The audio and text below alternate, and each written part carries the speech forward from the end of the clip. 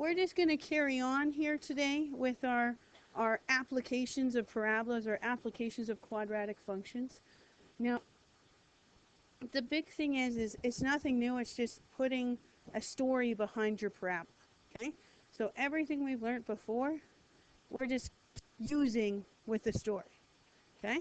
So the height reached, so the height reached by an arrow shot upward at a speed of 40 meters per second, determined by the equation the height is equal to 40 times t minus 4.9 t squared. Okay? Where height is represented by the arrow in meters and t is in seconds, so height is your y, time is your x. Okay? Enter the function into your graphing calculator, draw the sketch. What are your window settings? So going back to our equations, we clear it out.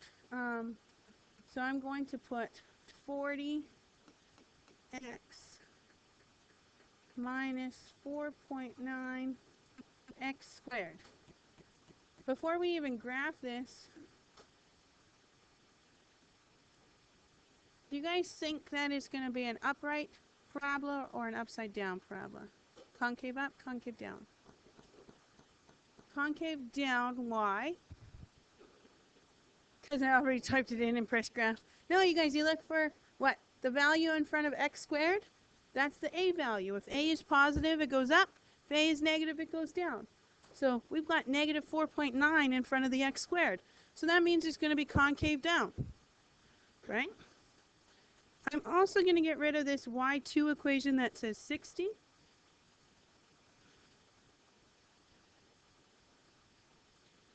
And remember our windows?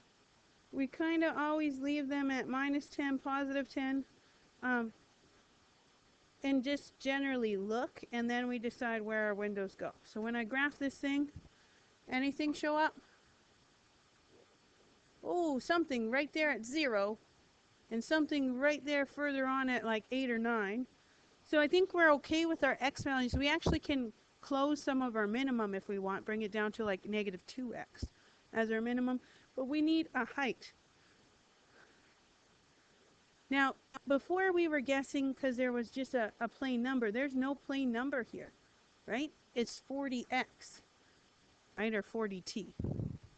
So what do you want to guess your height at? Well, you just go ahead and guess. Maybe we guess at 50 and see what happens, right? So let's do that. It's just like playing around. That's all it is, right? There's no wrong way to do it. Okay, there's a more logical or sensible area or place to do it, but there's no wrong way. So x min negative 2, x max positive 10, y min, sure we can leave it at minus 10, max, I'm going to guess about a 50. We graph it. Oh, I still can't see the top, right? So how much more should we go? 90, 100. Okay, let's see. How come you chose 90? And we're on 90 and it worked, right? You just played and guessed. Okay? I'm going to punch in 100 because that would be my next thing. I would just double it. But some people will go up by a quarter or something like that and figure it out. Okay? Does it really matter if they're the exact same window as I graphed? No, right? Okay? So what are my window settings? My window settings, x min is negative 2, x max is positive 10, y min, we left it at negative 10, y max, we put it to 100, some of you put it to 90. It really doesn't matter as long as you can see. What's the important thing? What's the important thing? That you can see your whole graph, your vertex, right? That's the important thing. Okay? So the next thing is to kind of sketch this graph. Okay? Now we have like 3 important parts because at 0, it's at 0. Then it goes up and then back down. Right? So arrow shot upward. The height is determined by this. What special points do we need?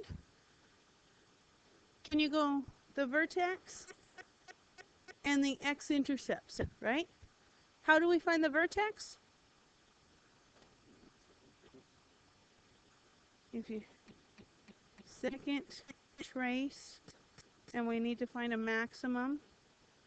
So we make sure we're left bound to the top of the parabola. We make sure we're right bound to the top of the parabola. Press enter, and then go somewhere in the middle where you think it is. Enter maximum at 4.08 and 81.6. Is that what you guys got? Okay. So 4.18 and 81.6. How did I get that? Did I write it down wrong? Okay. Let's see. 4.08, you're right. And 81.6. Okay. I got that by using the maximum. Then I heard someone say, you got to let y2 equal 0. Why do we have to let y2 equal 0? To find your x-intercepts, right? To find your interceptions. So go back to your y equals, let it equal 0 for y2. Go back to your graph. Go second trace intercepts. Now, where do you have to put that blinky thing? I might be doing this, but you guys should be trying it on your own calculator so you know what you're doing when it comes to questions, right? We move it over. If we wanted to, we should check both intercepts. The first intercept really is 0, 0, but you should double check to make sure that it's exactly at 0, 0. The intercept over here is 8.16. Now the other way to double check that it's at 0, 0, remember that parabolas are symmetrical, right? The vertex is at 4.08. Double that. 8.16. Okay, so that means that one should be 0, 0. Okay, so that's our nice graph.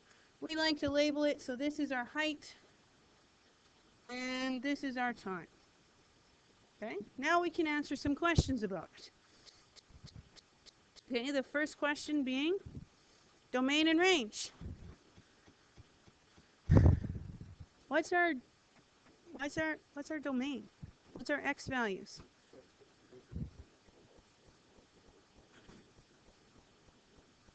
So x such that it's between 0 and 8.16. We always put our less than or equal to signs. X is an element of the reals. And then our range, we really need to know that vertex height, right? What's the top number? 81.6. So then y such that it's between 0 and 81.6. And these are all real numbers because you can have all kind of decimals, right? The next question. Oh, you're right. Good catch. Shouldn't say x is an element of the reals at the end here. It should say y is an element of the reals when we're dealing with range. Thank you. Okay. Next couple questions. What's the maximum height reached by the arrow? 81.6 meters. You should always use your units. How many seconds does it reach a maximum height? 4.08. Oh, you rounded to the tenths. Yeah, so 4.08 seconds or 4.1 seconds. It would be okay to say that, right? Especially when I don't tell you what to round to. If I told you which to round to, make sure you round to that proper one. At what approximate time is it the height at 60? Oh, good. Put 60 in for our y2. You guys, guess what's going to happen this time? You're going to have two answers. It's going to intercept on both sides of that vertex, right? So you're going to end up having two answers, and guess what? They both work. Okay. So y equals, we put a 60 in for y2, and just like we guessed, that y60 line is going to cross in between and hit 2 points. Okay? Can we get a favor? Can we get this side of the room, find that first intersection? Okay, and can we get this side of the room, find that second intersection? Okay? Second, trace, intersect. Move your blinky guy over.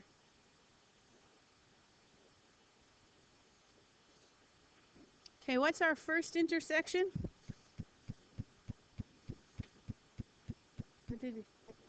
1.99. And that's seconds. Oh, is it 98? Thank you. And then this other half of the room, what's that second intersection? 6.18 seconds. Okay.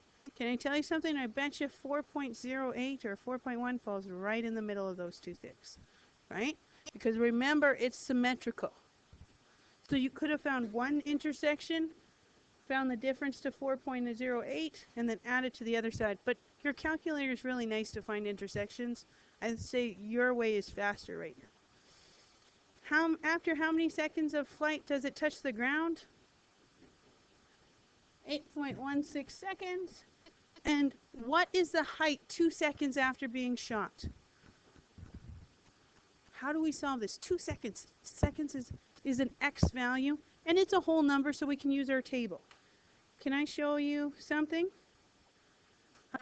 You can change your table so it goes up by 0.1. So if I wanted to know after 2.1 seconds, you can change your table settings so you can do that. Or you can just plug in 2.1 into the formula and solve, right? Now, to change your table settings, you go second window, and it says table set. And so this little delta table, that triangle table, it's going up by ones each way, right? But if you wanted to go up by 0.1s, you just put 0.1 in there, okay? But we just need to go up by ones, so we're good there. We'll go second graph. That'll give us our table, and we want to know after 2 seconds, so we want to know at 2 seconds, it is 60.4 meters tall, right? Or high in the sky, right? These questions are kind of getting repetitive. Do you feel that? Okay, let's read over the last 2 questions I printed out for you. See if you could do them yourself. And if you could, we'll leave them today, and I'll let you more class time to work. Okay? So this next one, the shape of a dive created by a stunt plane is t squared minus 10t plus 80, where h is the plane's altitude and at time t. Enter the function. Now when you do this one, you guys, what's the value in front of t squared? Positive, right? So guess what's going to happen when we graph this? It's going to be a concave up. Do you want to look at this one? This is a concave up one. Okay, let's look at this one. Concave up example. So go back into your y is equal to and plug in this new equation. If you hit clear, it erases all the old one, right? And then you just have to hit x squared minus 10x plus 80. And I'm going to go erase my y2 so it's not there. And I'm going back to my windows and going negative 10, positive 10, negative 10, positive 10 for my mins and maxes. Okay? That's your general settings. Oh, not 102.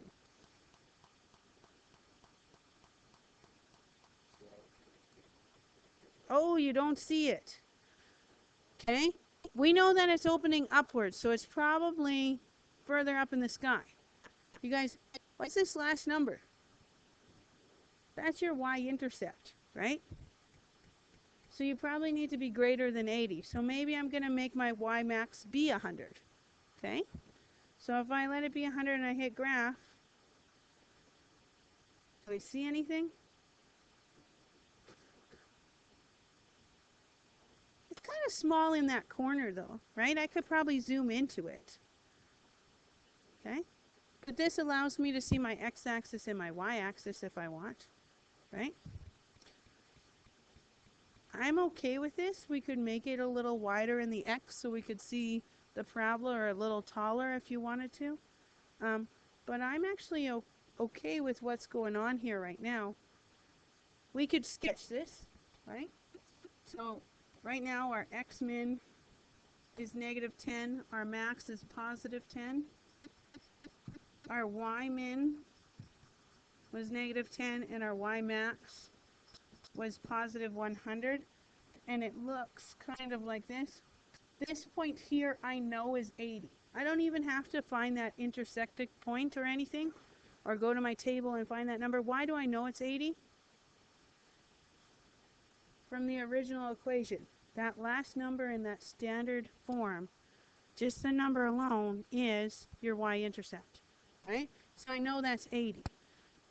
But I don't know anything else, really, right? What other points would you want?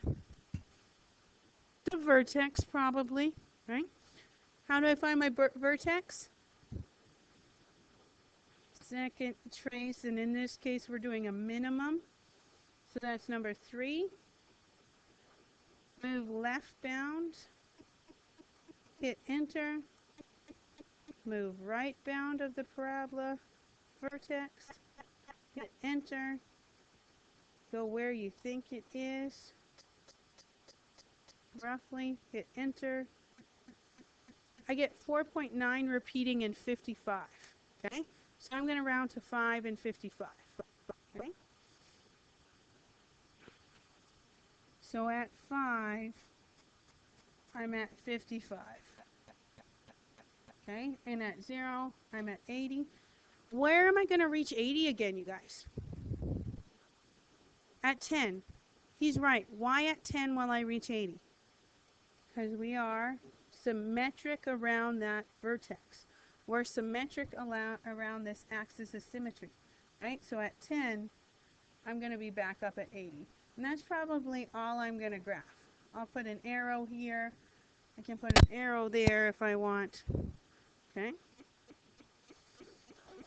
When we're figuring out domain and range, this is where it might be a little difficult, because we're thinking about it as an airplane kind of thing going on, right?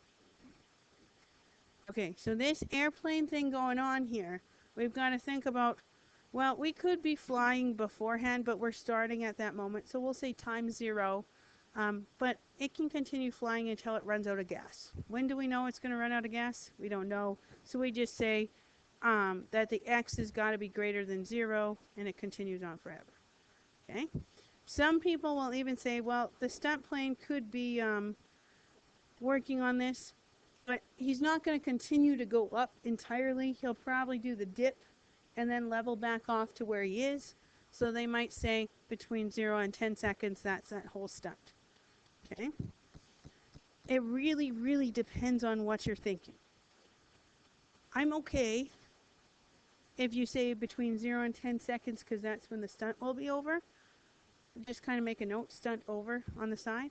Or just say x is greater than 0. All right, just assuming the plane can fly forever, right? You're making that assumption. But if you're making that assumption, it's going to go straight up, right? Because the parabola, this equation really is only going straight up. When you fly straight, oh, okay. So it probably can't continue on like that forever. So my best answer for domain, and probably what I would write down, is that x such that it's between 0 and 10. I know it might go a little bit further up and then level off, okay?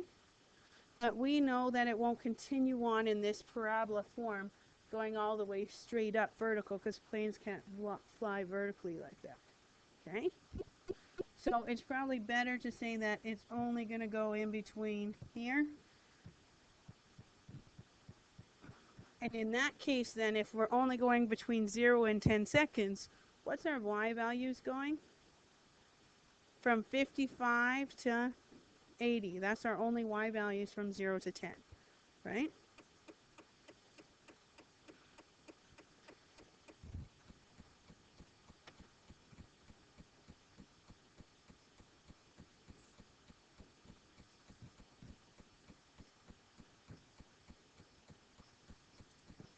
Now I'm just going to explain this again because we know that it probably will go greater than 10 seconds because it'll probably fly up into the air a little bit longer and then level off.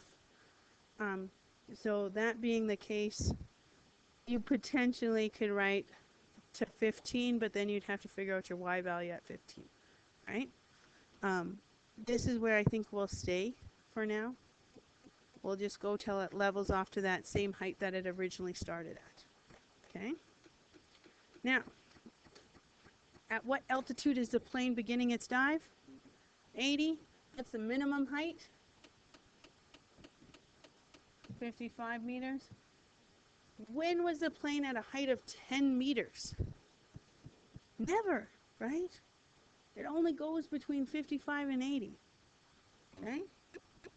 What was the height of the plane at 5 seconds? 55. Now, if you wanted to, you could say right before it lands and be funny for this E question, right? But realistically, in the situation that we're looking at, never. Okay? Let's look at this last question to see how you guys feel about it. The flight of a baseball thrown at a player 1.5 meters tall is determined by this equation, where h is the ball height and t is time in seconds. Do you want to look at this one? Okay.